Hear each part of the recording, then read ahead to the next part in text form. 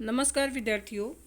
कक्षा 10वीं के विद्यार्थियों को मेरा प्यार भरा नमस्कार। सभी विद्यार्थियों को ये तो पता होता है कि पढ़ना क्या है, लेकिन ये नहीं पता होता है कि पेपर में किस तरह से प्रश्न आएंगे और उनको सॉल्व कैसे करना है। सभी विद्यार्थी अच्छे से पाठ को समझ भी लेते हैं, कर भी लेते हैं, प्रश्नों के उत्तर भी दे देते हैं, लेकिन जब एग्ज़ाम देने बैठते हैं तब उनको पता नहीं होता है कि इन प्रश्नों के उत्तर उनको किस तरह से देने थे।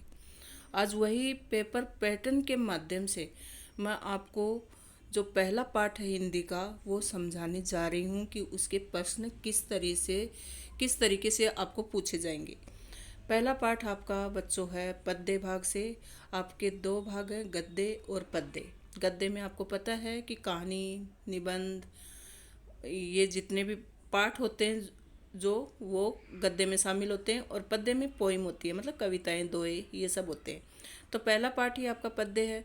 अब पद्य में से प्रश्न कैसे आएंगे, तो आपको पता है कि ये पैटर्न मतलब 3-4 साल से ऐसा पैटर्न है कि पैसेज आते हैं, पैराग्राफ आता है, पद्य का भाग मतलब पद्यांश कहलाता है, गद्य का भाग गद्यांश कहलाता है। तो पद्यांश आएगा पोइम से, उसमें से आपको प्रश्न उत्तर करने रहते हैं। पद्यांश को अच्छे से पहले समझना है, फिर उसमें जो पूछा जाए उसका उत्तर करना है। यही आपका पैटर्न गद्यांश में भी है। गद्यांश का पैराग्राफ आता है, उससे संबंधित प्रश्न उत्तर आपको पूछे जाते हैं, तो उनको समझ के हल करने। तो किस तरह से प्रश्न आएंगे वो मैं आपको समझाने जा रही हूँ। पहला पाठ है भारत महिमा।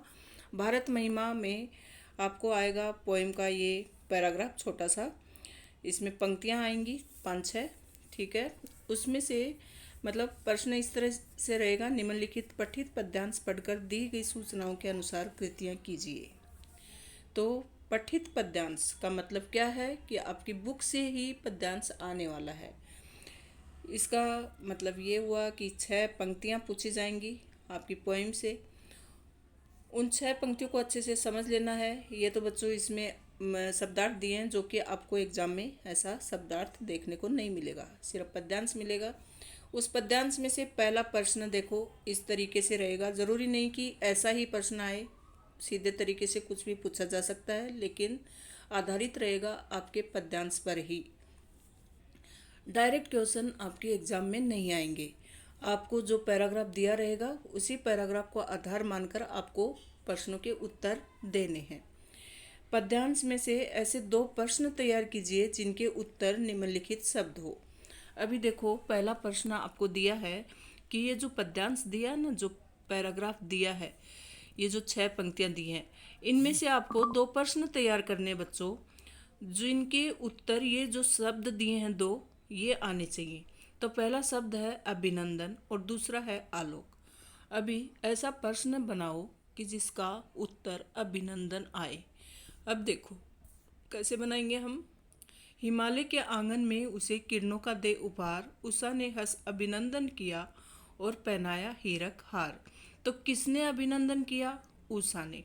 अभी आपको उत्तर क्या मिल रहा है? अभिनंदन। तो प्रश्न क्या बनाओगे? उषा ने हंसकर क्या किया? उषा ने हंसकर क्या किया? तो उत्तर क्या मिल गया? अभिनंदन। तो मतलब प्रश्न ऐसा बनाओगे जिसका उत्तर वहाँ शब्द के रूप में आपको मिल रहा है, ठीक है। तो पहला प्रश्न आप बना दोगे, उषा ने हंसकर क्या किया, उत्तर आ गया अभिनंदन। अभी दूसरा शब्द दिया है आलोक। इसका प्रश्न क्या बनाओगे? और पहनाया हीराकार, जगे हम लगे जगाने विश्व, लोक में फैला फिर आलोक। तो लोक में फैला फिर आलोक, लोक में क्या फैला? आलोक। तो उत्तर मिल गया आलोक। हमारा शब्द भी वही है ना कि आलोक उत्तर आना चाहिए। तो प्रश्न क्या बनाए? लोक में क्या फैला, तो उत्तर मिल गया आलोक। पहला प्रश्न बना उषा ने हंसकर क्या किया, उत्तर बना अभिनंदन। दूसरा प्रश्न बनाया लोक में क्या फैला, उत्तर मिला आलोक, ठीक है। ये हमने 2 प्रश्न तैयार कर लिए। फिर देखो पद्यांश में प्रयुक्त इन शब्दों से सहसंबंध दर्शाने वाले शब्द लिखिए। तो ये पद्यांश दिया है, इनमें ये जो प्रयुक्त यहाँ शब्द दिए हुए हैं, इन शब्दों से संबंधित शब्द आपको लिखना है। मतलब ये नहीं कि हिमालय का अर्थ क्या वो बताना आपको, हिमालय के साथ मैच करते हुए शब्द ढूंढना है कि हिमालय के साथ उन्होंने पैराग्राफ में कौन सा शब्द को जोड़ के बनाया है, हिमालय से किसका जोड़ा मैच किया है, तो ये आपको बताना है। हिमालय, किरण, विमल, कोमल, 4 शब्द दिए हैं। चारों को हमें देखना है कि इनको हिमालय के साथ क्या है, कोमल के साथ क्या है, विमल के साथ क्या है, उन शब्दों को ही इनके सामने लिखना है। तो पहला वर्ड है हिमालय, तो हिमालय के आंगन में उसे, तो इसको हिमालय के साथ आप मैच कर दोगे आंगन से, ठीक है। फिर दूसरा है किरण, किरण के साथ मैच कर दोगे उपहार। तीसरा क्या है विमल, और चौथा है कोमल। तीसरा है विमल, ढूंढो विमल शब्द कहाँ पर है, देखो लास्ट की पंक्ति में, विमल वाणी ने वीणा ली, तो विमल के साथ लिख दोगे वाणी, ठीक है। और फिर है एक और वर्ड कोमल, कोमल कर, कोमल कर, ठीक है। कमल, कोमल, कमल आता तो हम कोमल कर देते, कोमल के साथ हम करेंगे कर को, ठीक है। इस तरीके से उसी लाइन में आपको उसके साथ का शब्द मिल जाएगा। ऐसे वाले मतलब ज़रूरी नहीं कि यही प्रश्न एग्ज़ाम में आए, इस तरीके के प्रश्न एग्ज़ाम में पूछे जाते हैं। मेरा यहाँ बताने का मतलब बस यही है। फिर अगला देखो बच्चों,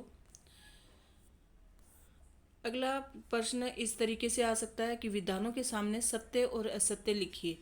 अब ये 4 वाक्य दिए हैं, इस पैराग्राफ पर ही आधारित है, इन पैराग्राफ का ही अर्थ हिंदी में अर्थ है। तो ये आपको बताना है कि ये जो वाक्य दिए हैं ये सत्य हैं या असत्य हैं। आपको पहले पैराग्राफ को पढ़ना है तो आपको पता चलेगा कि ये जो वाक्य यहाँ पर दिए हैं वो सत्य हैं या असत्य हैं। जब पूरा विश्व जगा तो भारतवासी भी जग गए, क्या ये बात सत्य है? जबकि हमने तो देखो इस पैराग्राफ में ये पढ़ रखा है कि जगे हम लगे जगाने विश्व, कि हम जगे फिर विश्व को जगाया हमने, तो इसका मतलब तो ये उल्टा हो गया। इसमें क्या दिया, जब पूरा विश्व जगा तो भारतवासी भी जग गए, मतलब ये बोल रहा है कि विश्व जगा फिर भारतवासी जगे, लेकिन उसमें बताया कि हम जगे फिर हमने विश्व को जगाया, तो इसका मतलब ये बात असत्य है।